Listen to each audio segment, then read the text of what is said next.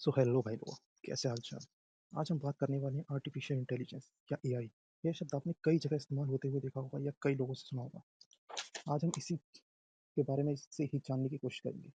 वैसे तो इसके बारे में कई बातें हैं जो आपको जानना ज़रूरी है, लेकिन प्लेटफॉर्म की सीमाओं को ध्यान में रखते हुए आज हम इसके बारे में या इसके क्रिएटर के बारे में ही जानने की कोशिश। तो आओ चलते हैं, जानते हैं।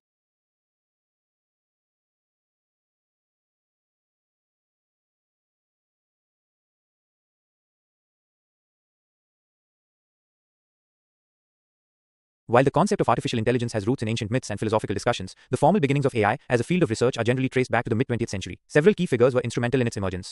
Alan Turing, often called the father of AI, this British mathematician and computer science pioneer, posed the fundamental question: can machines think? In his 1950 paper, Computing Machinery and Intelligence, he also developed the Turing test, a benchmark for evaluating a machine's ability to exhibit intelligent behavior equivalent to a human. His theoretical work laid a crucial foundation for the field. John McCarthy, this American computer scientist, coined the term artificial intelligence in 1955 and organized the Dartmouth Workshop in 1956, which is widely considered the birth of AI as a formal field of research. He also invented the LSP programming language, which became a staple in AI research. While Turing and McCarthy are central figures, it's important to note that AI's development involved contributions from many other researchers in the early days, including Warren McCulloch and Walter Pitts. They developed an early model of artificial neurons in 1943, considered one of the first steps toward artificial neural networks. Claude Shannon, his work on information theory in the 1940s provided a theoretical basis for digital communication and information processing relevant to AI. Marvin Minsky and Seymour Papert. Their early work explored artificial intelligence and neural networks, though their later book Perceptrons 1969 became a point of debate in the field. Arthur Samuel, he developed early machine learning programs, including a checkers playing program in the 1950s that could learn from experience. Therefore, it's more accurate to say that the creation of AI was a collaborative effort involving several pioneering thinkers and researchers who laid the theoretical and practical groundwork for the field as we know it today, with Alan Turing and John McCarthy often recognized as central figures in its inception.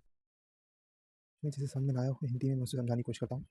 हालांकि AI की अवधारणा प्राचीन मिथकों और दार्शनिक चर्चाओं में निहित है, लेकिन एआई की एक रिसर्च फील्ड के रूप में औपचारिक रूप से 20th सेंचुरी के मध्य से माना जाता है। कई प्रमुख व्यक्ति इसके उदय में सहायक थे, जैसे Alan Turing, father of AI, British mathematician और कंप्यूटर साइंस के ज्ञाता। इन्होंने अपने एक पेपर में पहली बार एक प्रश्न उठाया कि मशीन क्या सोच सकती है, और इसके अलावा इन्होंने एक टेस्ट स्टार्ट किया जिसे हम ट्यूरिंग टेस्ट के नाम से जान सकते हैं, जो एक मशीन की मानव के बराबर बुद्धिमान व्यवहार प्रदर्शित करने की क्षमता का मूल्यांकन करने के लिए एक बेंचमार्क है। उनके सैद्धांतिक कार्य ने इस क्षेत्र के लिए एक महत्वपूर्ण आधार तैयार किया।